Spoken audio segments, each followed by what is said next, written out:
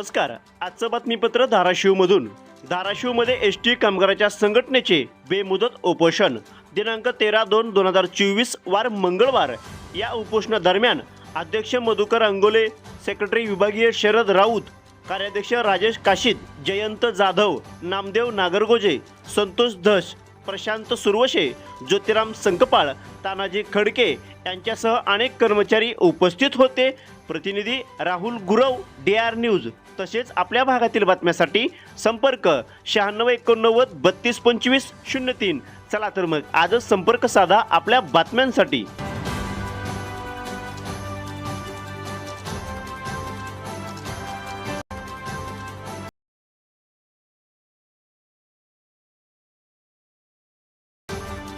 मी शरद राऊत, विभागीय सचिव, महाराष्ट्र एसटी कामगार संघटना, धाराशिव विभाग. महाराष्ट्र एसटी कामगार संघटनेच्या माध्यमातून राज्य परिवहन कर्मचाऱ्याचे ज्वलंत प्रश्न आहेत, आर्थिक मागण्या आहेत, त्या संबंधात संघटनेच्या वतीनं आजपासून या ठिकाणी बेमुदत उपोषण चालू झालेलं आहे.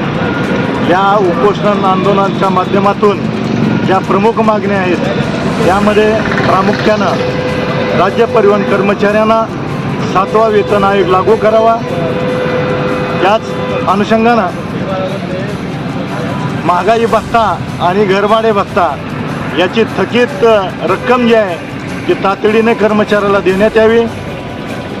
मागच्या वेळेस एकतर्फी दिलेली वाढ 2,500, 4,000 आणि 5,000 यामुळे प्रापक कर्मचाऱ्याच्या वेतनामध्ये विसंगती निर्माण झालेल्या आहेत. तर त्या विसंगती दूर करण्यात याव्यात.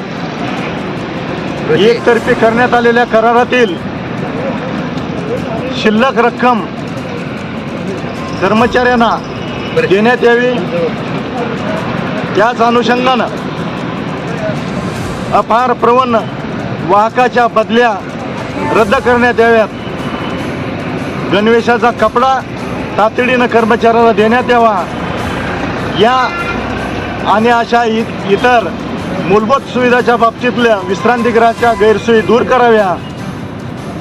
महिलांचे प्रश्न समस्या ज्या आहेत त्या तातडीने सोडवल्या जाव्यात. महिला कर्मचाऱ्यांच्या या सर्व मुद्द्यावर महाराष्ट्र एसटी कामगार संघटनेच्या माध्यमातून आजपासून विभागीय कार्यालयावर बेमुदत उपोषण आंदोलन या ठिकाणी चालू करण्यात आलेलं आहे.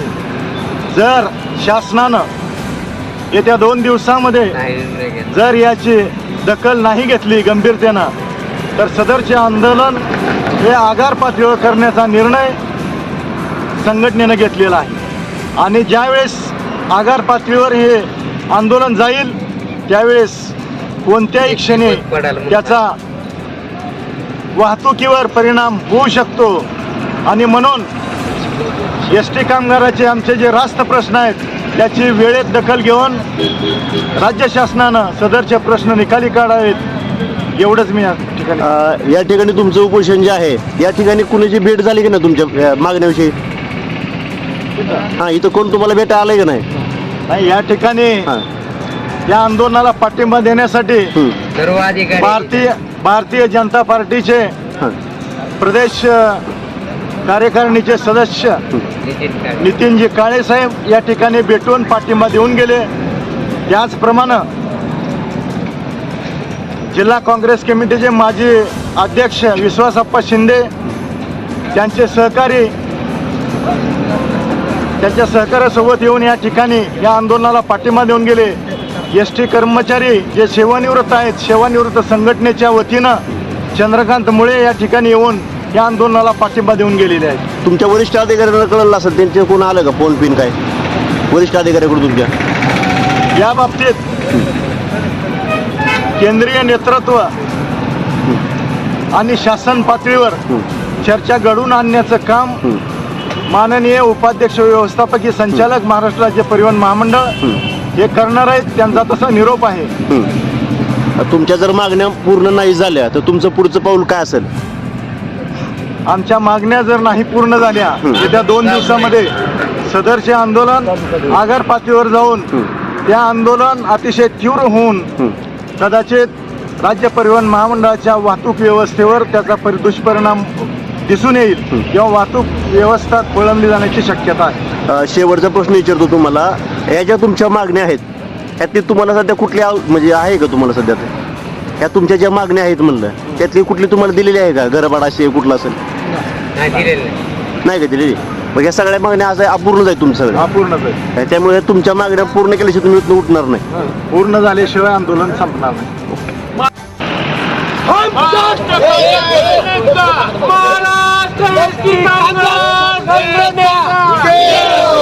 महाराष्ट्र की कामगार संघटनेचा हमारी यूनियन हमारी यूनियन हमारी यूनियन हमारी ताकत हमारी ताकत हम सब हम सब हम सब महाराष्ट्र की कामगार संघटनेचा महाराष्ट्र की कामगार संघटनेचा हमारी यूनियन हमारी यूनियन हमारी यूनियन हमारी ताकत हमारी ताकत हम सब